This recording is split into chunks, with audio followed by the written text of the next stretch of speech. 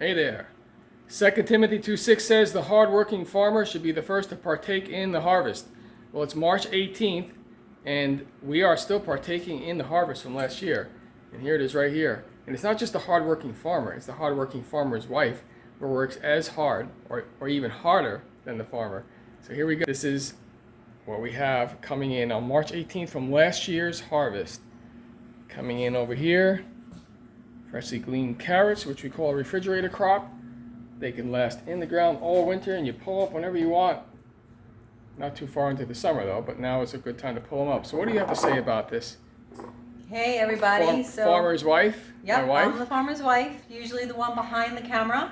But today I'm in front of the camera and I wanted to share with you what goes on in my kitchen with all of this harvesting. So Brendan does a great job at showing you how to plant the seeds, how to take care of them, how to make things grow beautifully.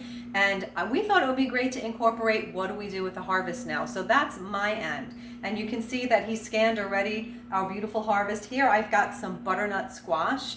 These have overwintered in our basement, and this is just a little bit of what more is to come. And so what I'm doing today is I'm going to make some double baked potatoes using butternut squash and russet potatoes. And then with the carrots, we separated them out. I've got some small ones here for snacking on.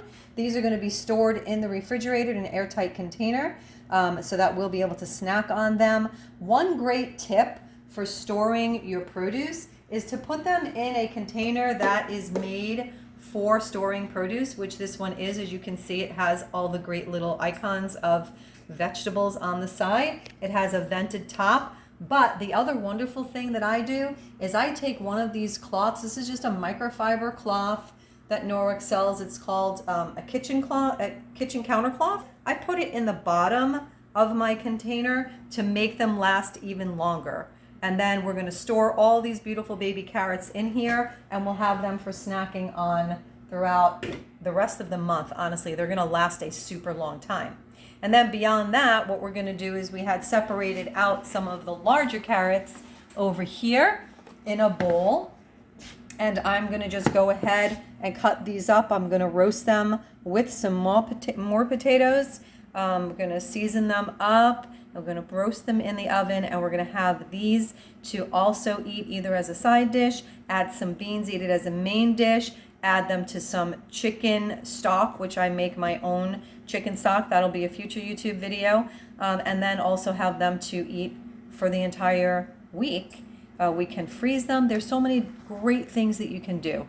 So this is just the beginning of some things that I want to share with you from my end of homesteading, because that's really what this is all about. A lot of people think the name homesteading has to do with, having a lot of land and having a lot of crops and having a lot of animals, but it doesn't have to be that. You can homestead. Actually, here's the challenge for you. Look up the definition of homestead and see what it means. You can homestead on a very small piece of property.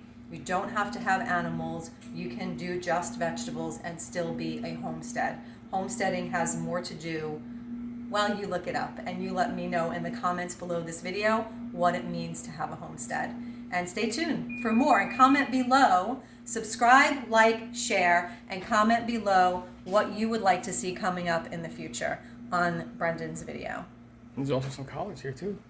Yeah, I forgot about my collards. So these were the last of the collards that we had. We had been eating them for a super long time, and I decided I wanted to try and can them. And here's the thing, is that my pressure canner had been in the storage unit for a very, very, very long time. We finally unearthed it, and last week I canned these. Let me just show you what we have. We have 7 quarts of collards. In 7 quarts of collards, there are 28 pounds of collards. That's a lot of collards because collards don't weigh much. So 28 pounds of collards to can 7 quarts. And this is just a little bit of water, a little bit of salt, and great for storage. So stay tuned for more, but definitely like, subscribe, share, and comment below what topics you'd like to see us teach about. And those collards are considered a refrigerator crop too. They lasted all winter, and we just harvested them maybe 2 weeks ago in the beginning of March. And I'll also add too, if anybody wants garden consulting, food garden consulting, that's what I do for a living.